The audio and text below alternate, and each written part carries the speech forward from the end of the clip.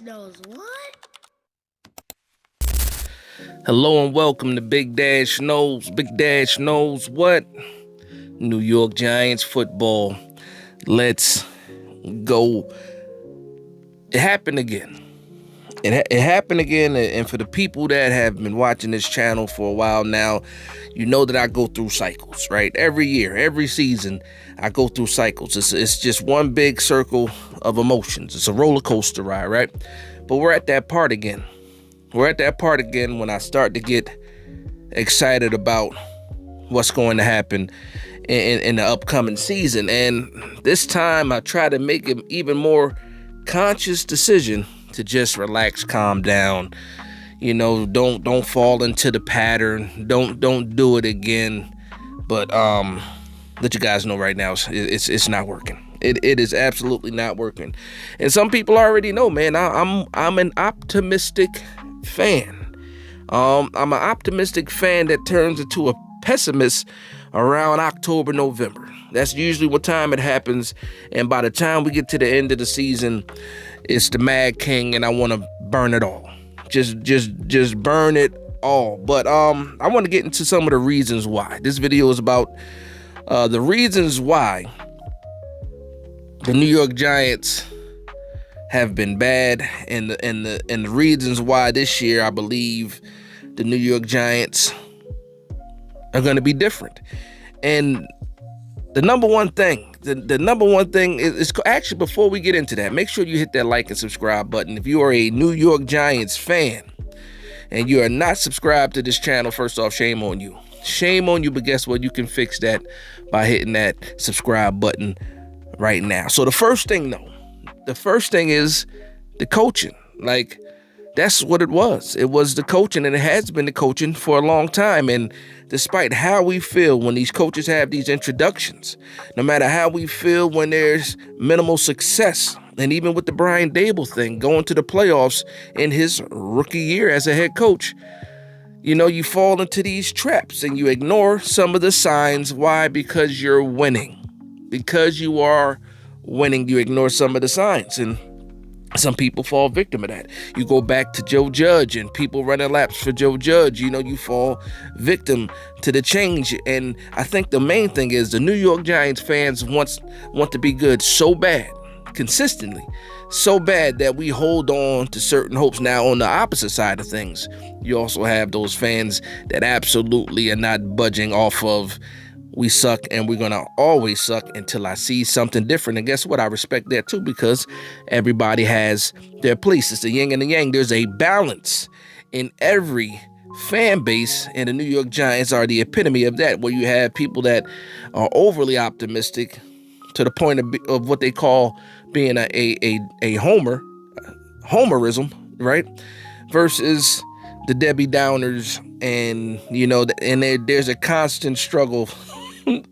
I hate this, not good and evil, but a constant struggle of optimism and pessimism. You know what I'm getting at. You know what I'm getting at. But again, the main focus for me was the coaching. And the main bringer of light in this season is the coaching. Now, things are different now. The New York Giants have a veteran coach with a great resume.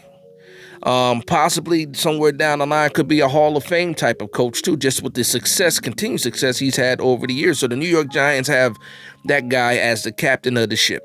Now, I've been arguing and fighting with Ravens fans, and I even had some Raven fans, you know, come to defend, you know, the Giants hiring Harbaugh. And the main thing that people say was why they don't like Harbaugh is because, you know, things run stale. He hasn't done anything. No, he managed your team, and he's made the Baltimore Ravens relevant for the better part of almost 20 years. That's what he did. At that same time span for the New York Giants and our relevancy and how we've, you know, wrote our names in the book of NFL history in the last 20 years, you know what it is. Now, even though we have, well, at least one Super Bowl we got two Super Bowls still in this 20-year period. Because, you know, last one, yeah, it's only 2026. But we already know year after year, season after season of disappointment. A lot of it has to do with coaching. After Tom Coughlin has gone, it's been a coaching carousel. You got the McAdoos, the Shermers, the Joe Judges, the Brian Dables.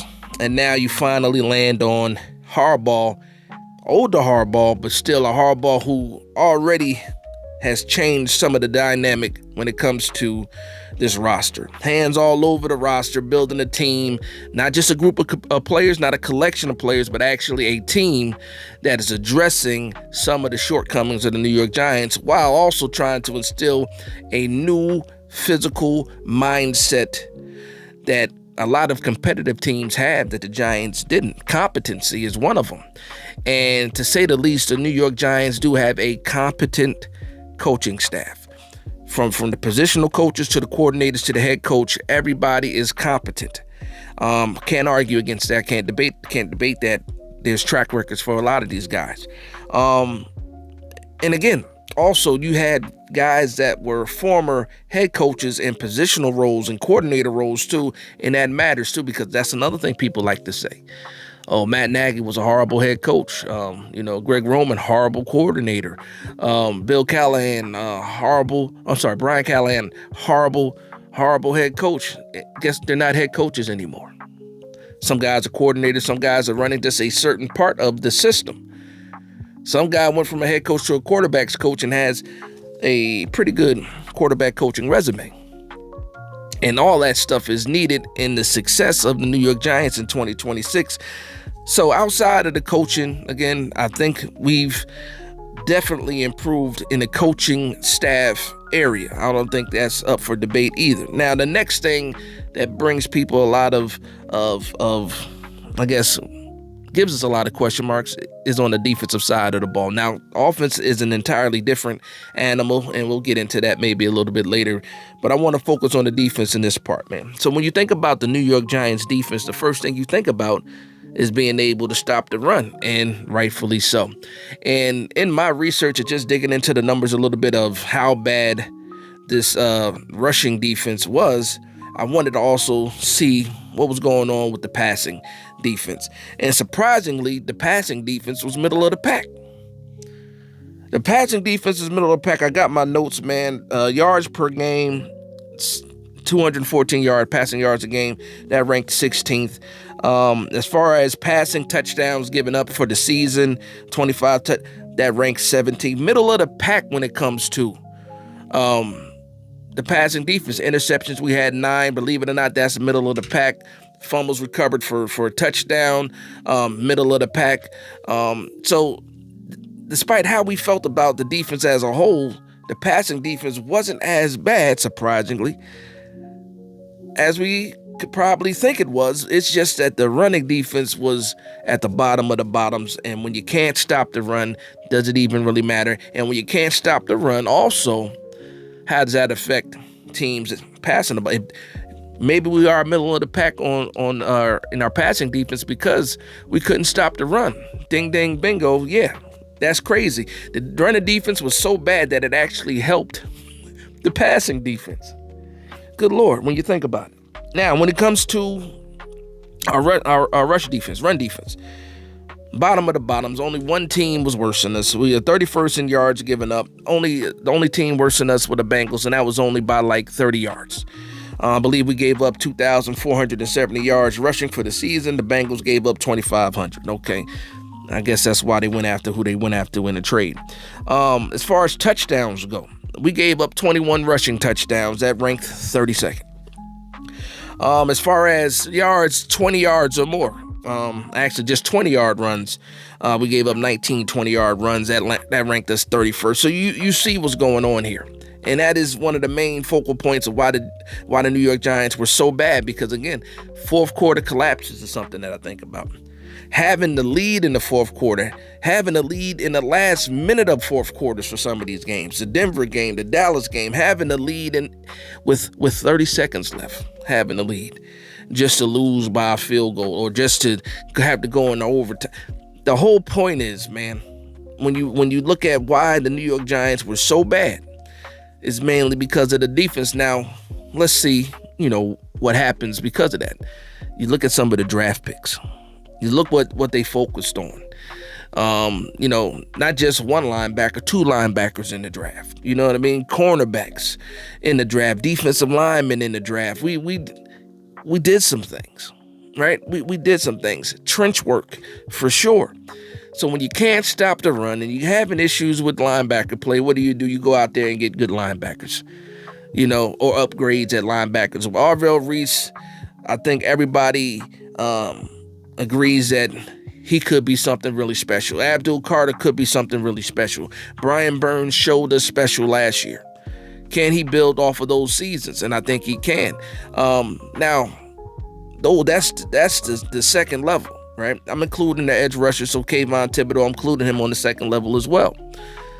The problem is what's in front of the linebackers and also what's behind the linebackers. And that's where a lot of the questions lie is, what is the secondary going to be? And the secondary is a bigger question mark because you have players that are making a lot of money in certain positions, and you're waiting to see if they can get back to who they used to be. Paulson Adebo, can he get back to who he used to be? Javon Holland, can he get back to who he used to be? And will this defensive scheme fit these guys even better? Then you think about guys like Tyler Nubin, has not lived up to his draft position, even though he was a second round, has not lived up to that. Tay Banks has not lived up to his draft positioning. Drew Phillips loved him in his first season, had a little bit of a drop off in the second season. What is he going to be? You picked up Greg Newsome. Can Newsome be a veteran presence that can help this secondary get better when he's coming off of a down year as well? A lot of question marks. Colton Hood, a rookie that a lot of people believe in. But what is he going to be? A lot of question marks when it comes to the secondary, but you have people in place that, okay, if these guys make steps, then the secondary is going to be pretty good. Okay, now, let's talk about the real deal, and that's the defensive line. And yes, the New York Giants have made some moves for temporary success on the defensive line just because they signed some players on short deals that we hope can, shape what this run defense looks like. Biggest piece of the puzzle, centerpiece, is DJ Reader. You lose Dexter Lawrence, you get DJ Reader. Shout out to the Giants.com, John Schmelk. They just dropped interviews for the defensive lineman. I believe that was yesterday. If you haven't gone and watched that, make sure you guys go ahead and watch that. First time me really seeing DJ Reader talk about, about him joining the Giants and stuff like that. But you have DJ Reader as your centerpiece, your nose tackle. You pick up another older veteran in Shelby Harris. You have Darius Alexander, another person who you're looking to see if he can make that next step similar to the guys that we have in the secondary. And then you look at, you got Shelby Harris, a solid veteran. Like I said, you have some question marks with Lakey Fotu is another one. What's his name? Sean Roberts. When is he going to be healthy? This, that, and the third. Will he make the 50? Make the 53, stuff like that. There's some names there, but the biggest question marks remain there because if you are successful with the running defense, are you signing some of these guys back to multi-year deals? Are you building from scratch again? Shout out to Bobby Jamison Travis. Forgot about him, a rookie who we think can be something. And I can't wait. That's one of the people that I can't wait to see in preseason. I can't wait to see Bobby Jamison Travis in the preseason because, again, I had no clue who this guy was when we drafted him.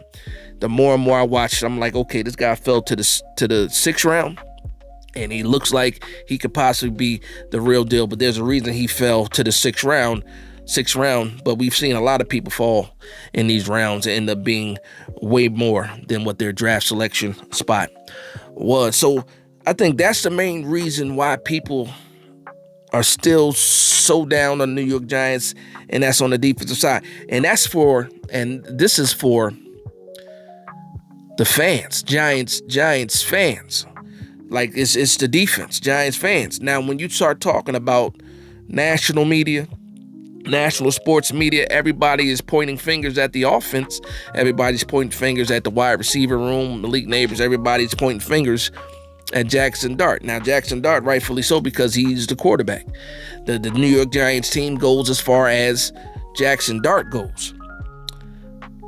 But I think, like, when it's coming from some of those bigger names, it's whatever's popular. What's the most popular thing that we can talk about for the New York Giants without having to dig too deep, because we don't want to put people to sleep? Because let's be honest, nobody's really talking about the New York Giants as far as football goes, because nobody really believes in the New York Giants, even some of the fan base as well. So I understand that they pick things that are popular, not necessarily true, but popular talking points. And it pretty much tells you that they're not really paying close enough attention to what's actually happening with the New York Giants. And again, when you're creating content for the New York Giants, when you're a fan of the New York Giants, you're you're a little more tapped into the nuances of running backs coach, DB coach, and what success they come from. Adding an assistant offensive line coach who was on the running to be possibly the old line coach at a major college. Like they don't get into the nuances of things like that and how those affect positional groups and how each positional group affects a team as a whole. They don't get into that. They just see what's on the outside and not worried about what's going on the inside, which some of those statements are true. Again, Jackson Dart's true. Malik Neighbors, who knows if he's going to be back and when he's going to be back, type. Like, those are popular talking points, so I understand why they do that. But don't judge the New York Giants off of just the popular talking points, because there's a lot going on, and I cannot wait for the season to start.